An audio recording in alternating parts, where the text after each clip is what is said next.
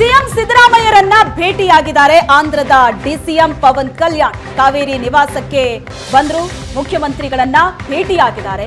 ಅರಣ್ಯ ಸಚಿವ ಈಶ್ವರ್ ಖಂಡ್ರೆ ಅವರ ಜೊತೆ ಸಿಎಂ ಭೇಟಿಗೆ ಅಂತ ಆಗಮಿಸಿದ್ರು.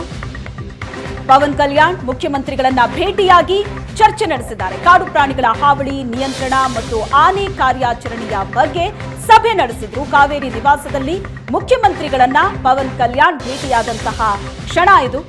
ಆಂಧ್ರ ಪ್ರದೇಶದಲ್ಲಿ ಉಪಮುಖ್ಯಮಂತ್ರಿಯಾಗಿದ್ದಾರೆ ಪವನ್ ಕಲ್ಯಾಣ್. ಉಪಮುಖ್ಯಮಂತ್ರಿಯಾದ ನಂತರ ಮೊದಲ ಬಾರಿಗೆ ಪಕ್ಕದ ರಾಜ್ಯದ ಮುಖ್ಯಮಂತ್ರಿಯನ್ನ ಭೇಟಿಯಾಗೋದಕ್ಕೆ ಅಂತ ಬರ್ತಾರೆ. ಅವರ ಜೊತೆ ಈಶ್ವರ್ ಖಂಡ್ರೆ ಕೂಡ ಇದ್ದಾರೆ. ಮುಖ್ಯಮಂತ್ರಿಗಳನ್ನ ಭೇಟಿಯಾದ್ರು. ಒಂದಷ್ಟು ವಿಚಾರಗಳ ಬಗ್ಗೆ ಸಿಎಂ ಸಿದ್ದರಾಮಯ್ಯನವರ ಜೊತೆ ಚರ್ಚೆ ನಡೆಸಿದ್ರು. ಆಂಧ್ರದಲ್ಲಿ ಅರಣ್ಯ ಸಚಿವರು ಕೂಡ ಹೌದು ಪವನ್ ಕಲ್ಯಾಣ್. ಆ ಕಾರಣಕ್ಕಾಗಿ ಕಾಡು ಪ್ರಾಣಿಗಳ ಹಾವಳಿ ನಿಯಂತ್ರಣ ಈ ಎಲ್ಲ ವಿಚಾರವಾಗಿ ಸಿಎಂ ಸಿದ್ದರಾಮಯ್ಯನವರ ಜೊತೆ ಚರ್ಚೆ ನಡೆಸಿದ್ರು. ಸಿಎಂ ಸಿದ್ದರಾಮಯ್ಯನವರ ಜೊತೆ ಚರ್ಚೆ ನಡೆಸ್ತಾ ಇರುವಂತಹ ದೃಶ್ಯ ನೋಡ್ತಾ ಇದ್ರಿ ನೀವು. ಅರಣ್ಯ ಸಚಿವ ಈಶ್ವರ್ ಖಂಡ್ರೆ ಜೊತೆ ಸಿಎಂ ಭೇಟಿಗೆ ಅಂತ ಪವನ್ ಕಲ್ಯಾಣ್ ಆಗಮಿಸಿದ್ರು.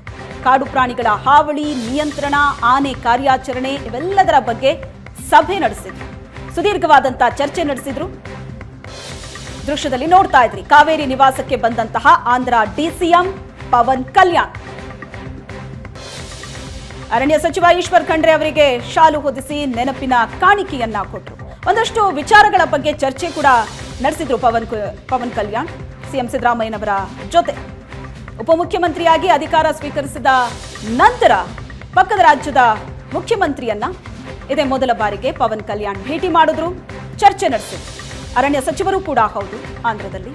ಹಾಗಾಗಿ ಕಾಡು ಪ್ರಾಣಿಗಳ ಹಾವಳಿ ಆಗಿರಬಹುದು, ಅದರ ನಿರ್ವಹಣೆ ಇವೆಲ್ಲದರ ಬಗ್ಗೆ ಕೂಡ ಚರ್ಚೆ ಆಯಿತು ಈ ಭೇಟಿಯಲ್ಲಿ.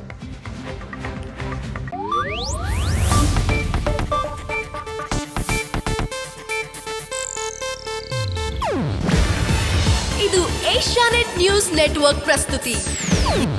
ನೀವು ನೋಡ್ತಿದ್ದೀರಾ ಏಷ್ಯಾನೆಟ್ ಸುವರ್ಣ ನ್ಯೂಸ್.